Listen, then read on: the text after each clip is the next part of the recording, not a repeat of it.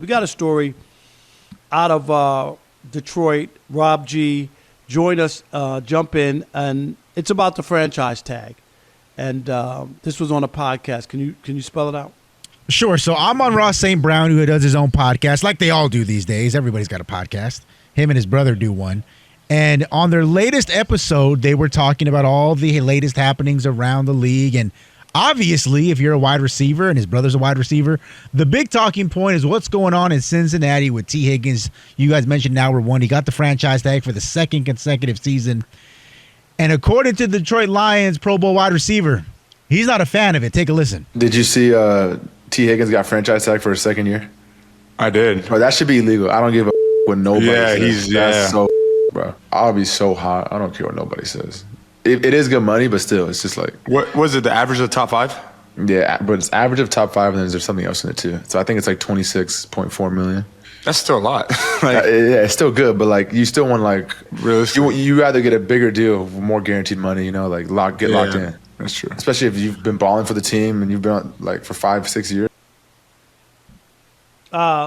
Here's my issue. Couple issues.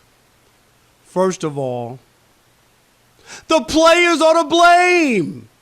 It just kills me every year. They sit around and talk about it ain't fair. I would be hot. I would be hot if that happened to me.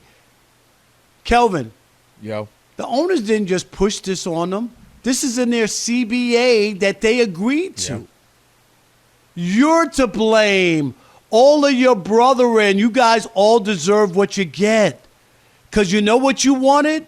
Less practice time and to be able to smoke weed. That's what you got. The NFL was really smart. Roger Goodell makes $40-50 million. You know why?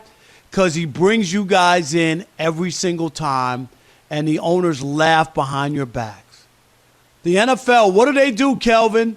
Brag about how much money they're printing, right? They're printing money.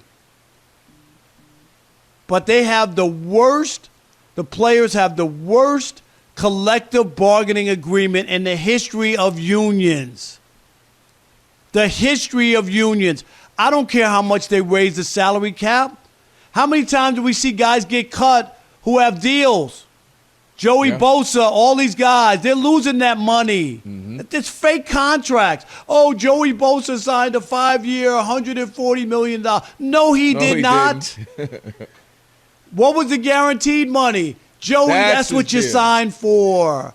You didn't sign for that phony number that people wave around and show, oh, look how much money they make. Oh, my God. Let me tell you something. Juan Soto for the New York Mets, Kelvin signed for $765 million. Guess how much he's going to get? 765. Every nickel, every single nickel. But this whole talk about the franchise tag, how in the world did they ever agree to allow a team to have you for 5 years, right? Then be able to franchise tag you, right? 3 times, no less. Yeah. And then if you outplay your contract, you can't get out of your contract, right? But if you don't play well, what can they do? Tell you to take a pay cut or they'll release you. Yeah. Listen, man, this is one of the times, you and I like to have a good time. We like to have fun. We like to challenge each other, disagree on things. I don't have much to disagree with, except on paper, it sounds like good money, right? If you really dig into it, because, all right, if you're T Higgins, you're making $26.5 million guaranteed. We just talked about money isn't guaranteed, right? But the issue is you're T Higgins. I've been putting my blood, sweat, and tears, my health on the line for all these years. I want the security of having $75, $80, $100 million, deal with 75 of the 100 guaranteed or 80 of the 120 guaranteed so that I can know, hey, family, for the next 3, 4, 5 years, $80 million, because that's all that matters. As you mentioned, Rob, the guaranteed part comes to me and my family. And that's what players want. Yeah, that sounds good, $26 million, but I'm still young and I still have things that I want to do and I'm still producing. What happens next year if I don't produce? What happens the next year where I'm not living up to your standards? How about if he gets hurt? You beat me to that last part. What happens next year if I get hurt? And then I come to you and say, hey, man, I've done everything right the last 4 or 5 years, had a little off year, got banged up, but you're going to take care of me, right? Well, T, we got to get Jamar Chase. And, so what we're thinking is we're gonna take care. Here's 40 guaranteed. And you're like, dude, 40 when I know I was worth 80, 90, 100 the year before. So you absolutely want to get that money. And that's why players, you have to become this is what I tell people in this business too, because we shouted out, if you just missed it, go back to the last hour. We talked about and congratulated Stephen A. Smith for his big deal. You have to be in the business of you. I tell that to people in our business who have contracts and agents and all of that, and loyal to stations and networks. These networks love you. They say, hey, you're their people. But at the end of the day, they're going to take care of what's business for them. And if the math ain't mathing, they're going to do what they got to do. You have to be in the business of you. And I think sometimes players, remember what Michael Parsons, I don't mind, I'll take a haircut, I just want to stay. Hey, you got to take care of you, brother, and let your agent handle that. And even if that's what you feel, don't say that publicly. Talk to your agent. Let him do what's best by you, because teams are going to do what's best by them. And if you look back at the origin of this stuff, it's pretty interesting. It goes back to 93, Rob, when they were trying to figure out free agency in the NFL. And basically one owner was like, I ain't losing John Elway, because that was his quarterback, Pat Bowlen. He said, no. He wouldn't sign it, so all these negotiations. And so it ended up becoming the John Elway rules, what they called it for a while before they officially started calling it the free, the franchise tag. So the issue is, you and I have talked about this, Rob, 32 players can be tagged a year. Well, you know how many players are, considered players in the league overall? You got practice squad, all these things. 2,000 plus active players in the union. So what that means is, and you and I mentioned it, most of them like, y'all can go ahead and franchise it. Go ahead, keep that around, because it's not going to happen to me. And so they never negotiate thinking of themselves, because, what are the chances I'll be one of the 32? So go ahead. And this is why you mentioned it. They never have a good war chest. They never have money in the bag. They've never stopped the game. Exactly. Never stopped the game, because guys need money. They don't prepare for these things. So the last CBA back in 2020, guess what happened?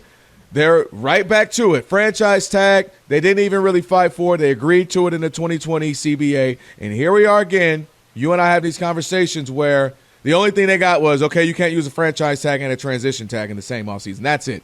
So this is just par for the course with the NFLPA, where they don't negotiate well, they don't plan well, they don't take care of themselves well and take care of, the totality of the group. And this is how they keep getting stuck in these positions. And MLB just sitting there like, y'all want to read our playbook on how we do it? Dude, 100%. Kelvin, let me tell you this. If the NFL Players Association had, I would go, we want what they're having. Seriously. What do they have? Plain and simple. Let us see your CBA with baseball, and we're going to get the same exact. It is the most ridiculous thing not to be on par as far as health care, pensions, the amount of money players get as a pension, ridiculous. Health care for only 5 years after you retire. Guys retire. If you retire, in the most dangerous sport, Rob. Right. You retire at 30, sport. You got to wait till you're 35 to get health benefits, right? And then you only have them for 5 years till you're 40. Does that make sense? Now, mind you, oftentimes you got a wife now, you got a few kids, and this and that. You got to figure this thing out. They don't. We don't mention you. They don't take care of you in that way. So it's just they need to figure out a way to go to the MLB and say, look, what are y'all doing right? Help us out, because and not to mention, how many more years? What you think? 2 before they get to 18 games? You know what I mean? Safety. The NFL they're already at whatever 17. it wants. Right? They're going to get to 18. And by the time my daughters are probably teenagers, my oldest being 8, they'll probably be at 20. Rob G, you want to add? No, I was going to say it's fitting that you just brought up the games, because you opened it up, Rob, talking about the big thing they got was less padded practice and the ability to smoke weed, which is true. Right. They got the windows now where they're not tested for THC. Right. They can smoke it as much as they want to. The reason why, if you recall, this last CBA got ratified, was it now 5 years ago? The biggest sticking points. Number one, they raised the uptick in player revenue. They're getting a bigger share of the pie, which is still less than 50%. They're getting 48.5%. And the only reason that it even went up to 48 and a half, because it was going to be 48, was the owners reserved the right to include a 17th game. So all this talk about their player safety and we're all worried that. about that. Yeah, That's why we can't practice with pads on because we might get hurt. Okay, we're going to throw in a 17th car crash for you at the end of the season without an extra bye week. The next step, you're right. what's going to come in the next CBA is going to be 18 games. And you know what else is not going to be there, or we're still going to be there, is going to be the franchise tag. Oh, that ain't going nowhere. Rob G, it's mind-boggling. It really is. It's so one-sided. And I told you this before. Probably the most damning thing that ever happened to the Players Union is when they had the agreement with the NFL, the arbitration agreement on CTE and the payment. Remember the NFL had to pay a pool of money, and they agreed on a number. They went to the judge. Now, when you have an arbitrator, right, and you both sides agree, and they bring it to the judge, what does he do?